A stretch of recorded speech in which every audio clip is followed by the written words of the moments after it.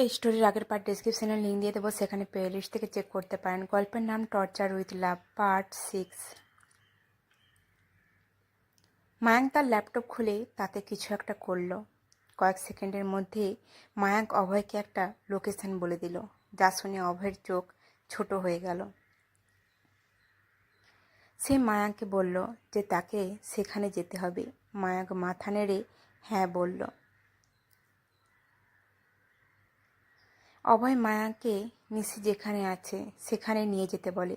মায়াঙ্ক হ্যাঁ সূচক মাথা নাড়ায়। 1 ঘন্টার মধ্যে অভয়ের বিলাসবহুল গাড়ি এসে থামল ছোট্ট একটি বাড়ির সামনে।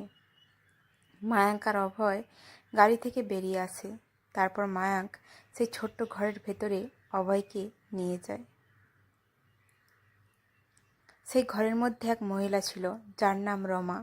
অভয়কে দেখে দ্রুত একটি ঘরে চলে গেল, যেখানে একজন মহিলা বিছানায় শুয়েছিলেন এবং নিশি তার হাত ধরে পাশে বসেছিল। নিশির মুখে চিন্তার ছাপ ছিল। নিশি বিছানায় শুয়ে থাকা মহিলাকে বলল, মা, আমি খুব ভয় পেয়েছিলাম যখন রমা আন্টি ফোন করে আমাকে বলেছিল যে তুমি অজ্ঞান হয়ে গেছো। তুমি নিজের যত্ন নাও। বিছানায় শুয়ে থাকা মহিলাটি ছিলেন নিশির মা, গায়ত্রী সিং। নিশির কথায় নিশির মা গায়ত্রী নিচু গলায় বলল, এখন আমি কিসের জন্য আর এসব করব? জীবন মাত্র কয়েকদিনের জন্য। মা, তুমি এসব কি বলছো? নিশি গায়ত্রীর উপর রেগে গেল, কিন্তু গায়ত্রীর উপর তার রাগের কোনো প্রভাব পড়েনি। সে বলতে থাকলো, আমি ঠিকই বলছি। আমি মরে গেলেই ভালো হতো, কারণ আমার কারণে তোর জীবনটা নষ্ট হয়ে গেছে। তোকে তোর স্বপ্ন ছেড়ে দিতে হয়েছে। তুই ডাক্তার হতে চেয়েছিলি, কিন্তু আমার কারণে তুই দাসী হয়েছিস এবং এখন আবার নিজেকে বাজির মধ্যে রেখেছিস। মা, আমি যা করছি নিজের জন্য করেছি। তুমি ছাড়া আমার কেউ নেই, আর তোমাকে বাঁচানোর জন্য আমি সব করতে পারি। যতদূর আমার স্বপ্নের কথা, কি হয়েছে? আমি ডাক্তার হতে পারিনি, কিন্তু আমি পড়াশোনা করছি বিজনেস ম্যানেজমেন্ট নিয়ে। ফাইনাল পরীক্ষা শেষ হওয়ার সাথে সাথে আমি একটি ভালো চাকরি খুঁজে পাবো। তারপর সব কিছু ঠিক হয়ে যাবে। নিশি গায়ত্রীকে বাধা দিতে গিয়ে এসব কথা বলল। নিশির কথাগুলো শুনে গায়ত্রী অবিশ্বাসে মাথা নাড়ে। তারপর নিশিকে প্রশ্ন করে, আর এই বিয়ের মানে কি? গায়ত্রীর এই প্রশ্ন শুনে নিশি চুপ হয়ে গেল। তখনই বাইরে থেকে আসা রমা নিশিকে বলল, নিশি, অভয় স্যার এসেছেন। অভয় এসেছে জেনে নিশি এবং গায়ত্রী উভয়ের মুখে বিস্ময়ের ভাব ফুটে উঠল। নিশি বিড়বিড় করে বলে, উনি এখানে এলো কিভাবে? তারপরে নিশি বেরিয়ে গেল, যেখানে ছিল অভয় আর মায়াঙ্ক। নিশি আসার সাথে সাথে মায়াঙ্ক সেখান থেকে চলে গেল। এখন শুধু নিশি আর অভয় রয়ে গেছে। অভয়কে দেখে নিশির মুখে একটা নার্ভাস ভাব ফুটে উঠল, আর অভয় নিশিকে একটা প্রশ্ন করল, তুমি এখানে কি করছো? নিশি উত্তর দিল, ওই মায়ের শরীর হঠাৎ খারাপ হয়ে গেল, তাই তাকে দেখতে বাড়িতে এসেছি। এবার অভয় একটু রেগে বলল, তাহলে বলতে পারলে না তুমি কোথায় আছো? বাড়িতে সবাই চিন্তিত, আর তুমি কল রিসিভ করছো না কেন? অভয়ের রাগ দেখে নিশি ভয় পেয়ে যায়। তারপর নিচু গলায় বলে, আমি খেয়াল করিনি, সরি। নিশির কথাগুলো শুনে অভয় তার দিকে দেখতে লাগলো। তার মুখের অভিব্যক্তি থেকে বোঝা যাচ্ছে সেই রেগে আছে। নিশি অপরাধীর মতো মাথা নিচু করে আছে। সেই সাথে অভয় নিশির দিকে কয়েক মুহূর্ত তাকিয়ে থেকে তার কঠোর কণ্ঠে বলল, এখন তোমার মা ভালো আছে, চলো প্রাসাদে যাই। এই বলে অভয় মায়াকে ডাকতে থাকে। তখন নিশি বলে, আমি প্রাসাদে যেতে চাই না, আমি কয়েকদিন মায়ের কাছে থাকতে চাই। নিশির কথাগুলো শুনে অভয়ের ভুরু কুঁচকে গেল, যা দেখে নিশি আবার বলল, ডাক্তার বলেছেন যে মায়ের যত্ন দরকার, তাই আমি এখানে কয়েকদিন থাকতে চাই। নিশি এই কথা বলার সাথে সাথেই অভয় বলল, আর আমার যত্নের কি হবে? নিশি দ্রুত চোখের পাতা পিটপিট করে অভয়ের দিকে দেখতে থাকে, যেন সে বুঝতে পারছে না এখন কি বলবে। নিশির এই চোখ দেখে অভয় একটা দীর্ঘ নিঃশ্বাস ফেলে বলল, ঠিক আছে, তুমি থাকতে পারো। অভয়ের রাজি হওয়াতে নিশি এতে খুব খুশি এবং অবাক হয়, কিন্তু সে হাসে। অভয় তার চোখ গুটিয়ে নেয়। এটা দেখে নিশির মুখ ফ্যাকাশে হয়ে যায়। এরপর অভয় মায়াকে ফোন করে সেখান থেকে চলে যায়।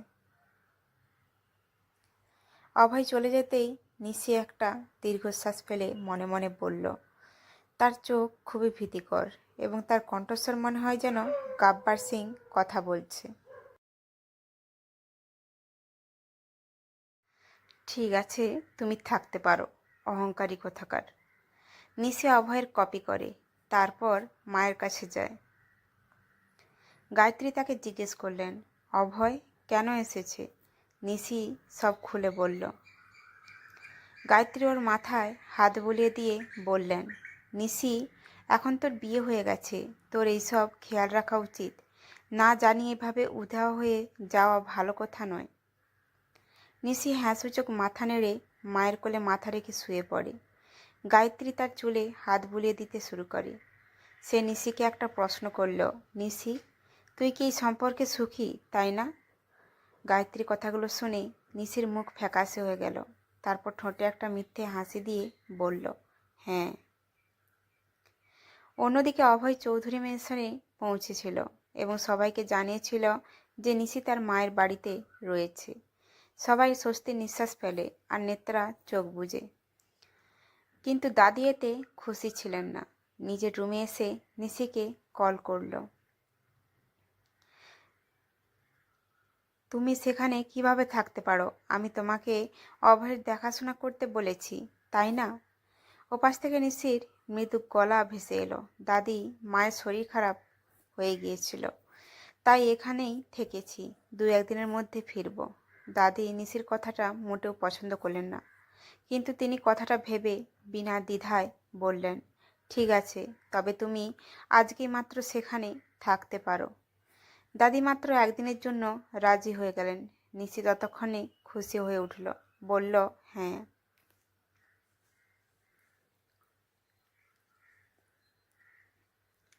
রাতের সময় নিশি তার মাকে ওষুধ দিয়ে তার রুমে চলে গেল। তখন তার মোবাইল বেজে উঠল। বেচারা নিশিও কল আসছে দেখে সে তার ঢোক গিলে ফেলল এবং মনে মনে বলল, তিনি আমাকে ভিডিও কল করছে কেন? নিশি কল ধরল না। তখন আবার মোবাইল বেজে উঠল। এবার ভয়ে ভয়ে কলটা ধরল নিশি। নিশি কলটা ধরতেই অভয়ের সুদর্শন মুখ তার সামনে। অভয় শার্টলেস ছিল, চুল ভেজা, কপালে ছড়িয়ে ছিটিয়ে আছে। এমন অভয়কে দেখে নিশি তার দিকে তাকিয়ে থাকল। সে চোখের পাতা ফেলাতেও ভুলে গেল। নিশির এই অবস্থা দেখে অভয় মুচকি হেসে বলল, এভাবে কি দেখছো? আমাকে খেতে ইচ্ছে করছে? অভয়ের এই কথা শুনে নিশির জ্ঞান ফিরে আসে এবং লজ্জা পায়। তারপর অন্যদিকে তাকিয়ে মৃদুস্বরে বলে, হ্যাঁ, ফোন করলেন কেন? মানে আপনার কিছু কাজ ছিল? নিশি প্রশ্নে অভয় বলল, হ্যাঁ। নিশি জিজ্ঞেস করল, কি? অভয় বলল, তোমার মোবাইলটা একটা স্ট্যান্ডে রেখে সামনে বসো। নিশি বুঝতে পারছে না যে এই অভয় তাকে কি করতে বাধ্য করছে, কিন্তু সে তার সাথে একমত হয়ে সে চারপাশে তাকিয়ে বিছানার সামনে একটি স্ট্যান্ড দেখে সে সেই স্ট্যান্ডটি তুলে তাতে তার মোবাইল ফিট করে এবং সে তার সামনে বসেছিল। নিশি এখন মোবাইলে পুরোপুরি দেখা যাচ্ছিল। অভয় নিশিকে উপর থেকে নিচে পর্যন্ত চেক করে। তারপর নিশিকে বলল, টেক অফ ইয়োর কুর্তি। নিশি অবাক হয়ে বলল, কি? এইটা কি বলছেন? আমি বললাম তোমার কুর্তি খুলে ফেলো। এবার অভয় তার অসভ্য গলায় বলল। নিশি ভয় পেয়ে যায়।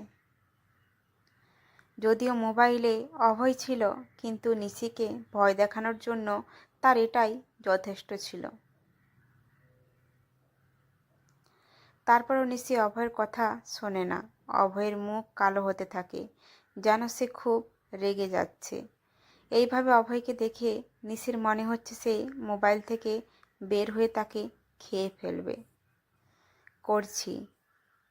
ভয়ে নিশি অভয়ের কথা মেনে নেয়। সে তার কুর্তি খুলে ফেলতে শুরু করে।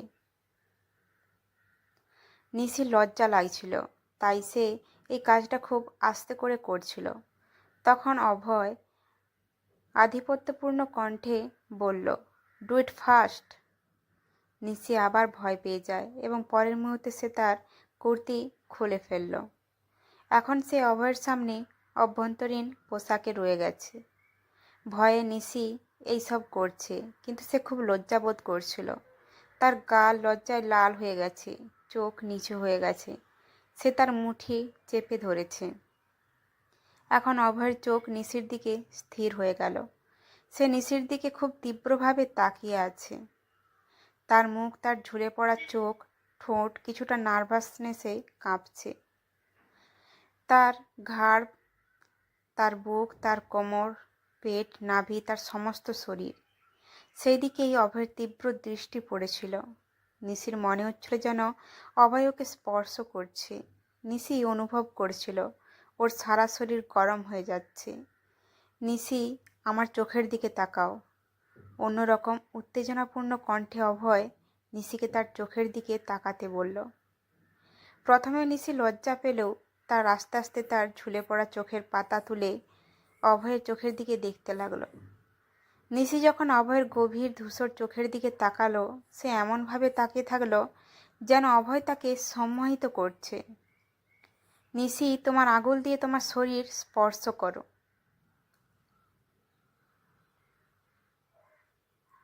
অভয় নিশিকে নিজে হাতে তার শরীর স্পর্শ করতে বলল। জানে না নিশির উপর কী জাদু অভয় বিস্তার করেছিল যে নিষ্পাপ নিশি তার সব কথাই মেনে চলছে। নিশি ওর একটা হাত ওর মুখের কাছে নিয়ে ওর তর্জনীটা ওর মুখে নিয়ে লোভনীয় ভঙ্গিতে নাড়তে লাগলো। তখন অভয় বলল, এমন করো না।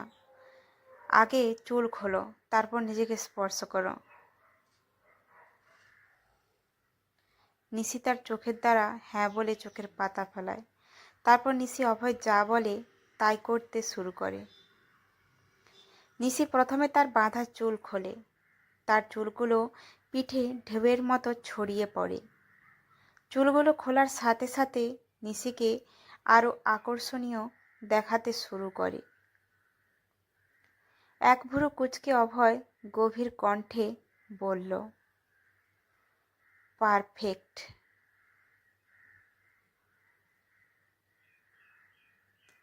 নিশির মুখ লাল হয়ে যায়। তারপর সে তার মুখের তর্জনী খুব শিডিউলভাবে বুলাতে থাকে। সে তার কপাল থেকে তার ঠোঁটে আঙুল নিয়ে এলো। তারপর অভয় বলল, বাইট ইউর লিপস। নিশি ঠোঁট কামড়ে ধরে।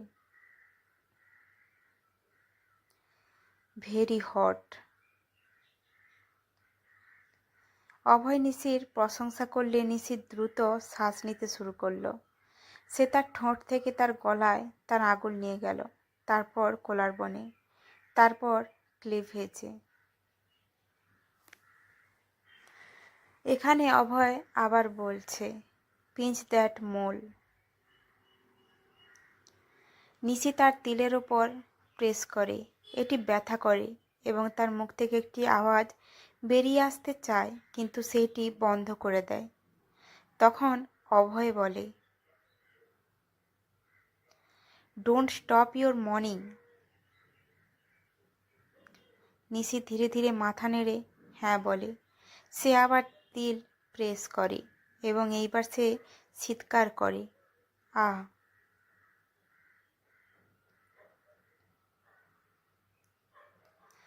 Good sound. অভয় আবার নিশির প্রশংসা করল। নিশির এমনিতে প্রচণ্ড ঘাম ঝরছে, সারা শরীর নেশায় মত্ত। বোধহয় বুঝতে পারছিল না সে কি করছে, কিন্তু সে যা অনুভব করছিল তা তার ভালো লাগছিল। তাই সে তার চোখ বন্ধ করে শুধু সব কিছু অনুভব করছিল এবং নিজেকে স্পর্শ করছিল। সেই সাথে অভয়ের চোখ নিশির ওপর স্থির হয়েছিল। নিশির হটনেস অভয়কেও ঘামিয়ে দিয়েছে।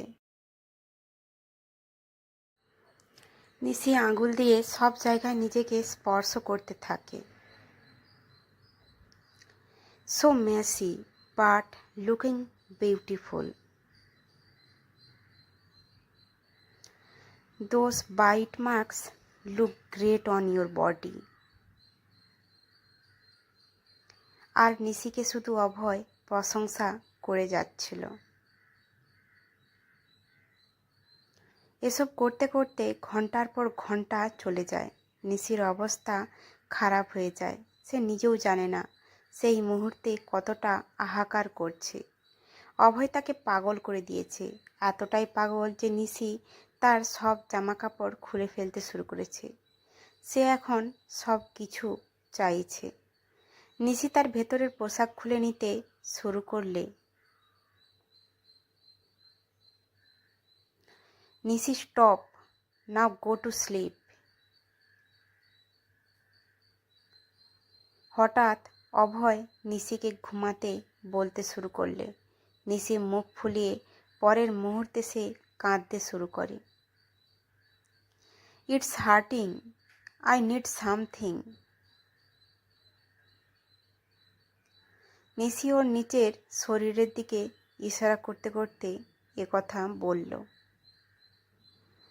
অভয় বলল, I know what you want, but it's not possible right now. No, it's really hurting so much. I need you. Nishi ছোট বাচ্চার মতো কাঁদছিল। আজ অভয় অনুভব করল সে কিছু ভুল করেছে, আর তাই সে চোখ জোরে বন্ধ করল। I need you, your touch, your hug. I want you on me. অভয় তার চুলে হাত চালিয়ে বলল, নিশি শোনো, এখন এমন কিছু করো না, চুপচাপ শুয়ে পড়ো, তাহলে কোনো ব্যথা হবে না, বিশ্বাস করো। কাঁদতে কাঁদতে নিশি বলল, সত্যি? অভয় বলল, হ্যাঁ। এই সময় নিশি খুব অন্যরকম আচরণ করছিল, যার কারণে অভয় জানতেন। সে কারণেই তিনি এই সময় তাকে ভালোভাবে আদর করে কথা বলছিল। নিশি চুপচাপ বিছানায় শুয়ে নিজেকে কম্বল দিয়ে ঢেকে ফেলে। ঘুমাও, তোমার কিছুই হবে না। নিশি তখনও মোবাইলের দিকে অভয়ের দিকে তাকিয়েছিল। আস্তে আস্তে চোখ বন্ধ করে। নিশিকে এই সময় সম্পূর্ণ অগোছালো দেখাচ্ছিল, কিন্তু তাকে কিউটও লাগছিল। অভয় নিশিকে এভাবে দেখে স্মার্ট করে। তারপর সে কলটি কেটে দেয়। পরবর্তী দিন। রোদের প্রচণ্ড তাপে নিশি জেগে ওঠে। সে চোখ মুছে বিছানা থেকে উঠে যায়, কিন্তু নিশির ঘুম ভাঙার সাথে সাথে তার শরীরে জামা কাপড় না থাকায় অবাক হয়ে যায়। নিশি ভাবতে লাগলো, তার এমন অবস্থা কেন, কে তার ড্রেস খুলেছে? কিন্তু চোখের পলকে গত রাতের সব কথাই নিশির মনে ভেসে উঠতে থাকে। কিভাবে সে গত রাতে অভয়ের সামনে ওইসব কাজ করছিল, যেগুলো সে নিজেও জানে না। কাল রাতের ঘটনা মনে পড়ে নিশি আরও অবাক হয়ে যায়। আমি কিভাবে সেসব করতে পারি? নিশি